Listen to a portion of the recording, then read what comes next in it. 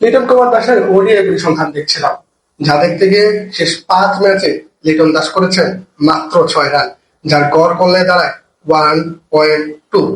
তার মানে লিটন দাস প্রতি ম্যাচে 1.2 রান করেছেন। শেষ 5 ম্যাচে লিটন দাস ডাক খেয়েছেন 3টা। আচ্ছা, পরিসংখ্যাটা একটু বাড়ায়, পরিসংখ্যাটা নিয়ে যাই শেষ 10 ম্যাচে। শেষ 10 ম্যাচে লিটন দাস মোট রান করেছেন 71, যার গড় করলে দাঁড়ায় 7.1। তার মানে প্রতি ম্যাচে লিটন কুমার দাস 7.1 করে রান করেছেন।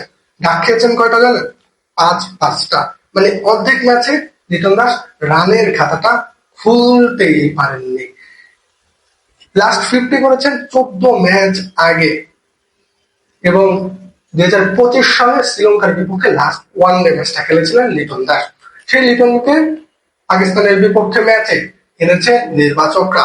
নির্বাচকদের যুক্তি রয়েছে এখানে, যে যুক্তিটা আপনি অবশ্যই মেলাতে পারবেন। মিডল অর্ডারে বাংলাদেশের যে একটা খরা রয়েছে, সেটা লিটন দাসকে দিয়ে কাটাতে চায় নির্বাচকরা। কিন্তু সত্যি কি এটা সম্ভব? এই লিটনকে যদি আপনি মিডল অর্ডারে খেলাবেন, তাকে কি আগে থেকে বলা হয়েছে? তাহলে বিসিএল গেল, যে বিসিএলটা চলে গেল, সেখানে কেন লিটন দাস ওপেনিং এ খেললেন? এই প্রশ্নের উত্তর কে দেবে?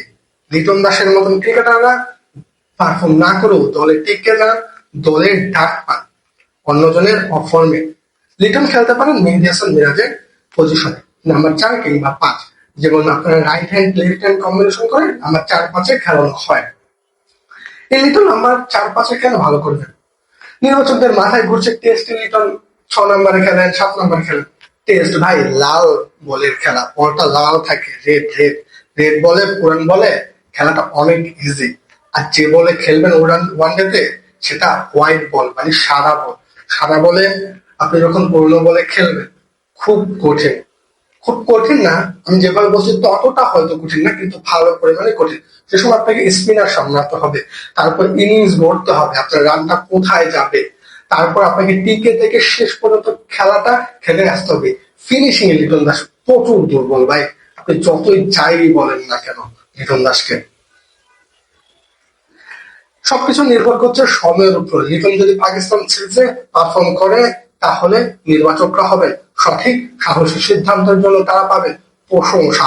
আর যদি হয় ব্যর্থ লিটন, তাহলে নির্বাচকদের খেয়ে দেবে দেশের সাংবাদিকরাই। আপাতত আমি বিদায় নিচ্ছি। আসসালামু আলাইকুম।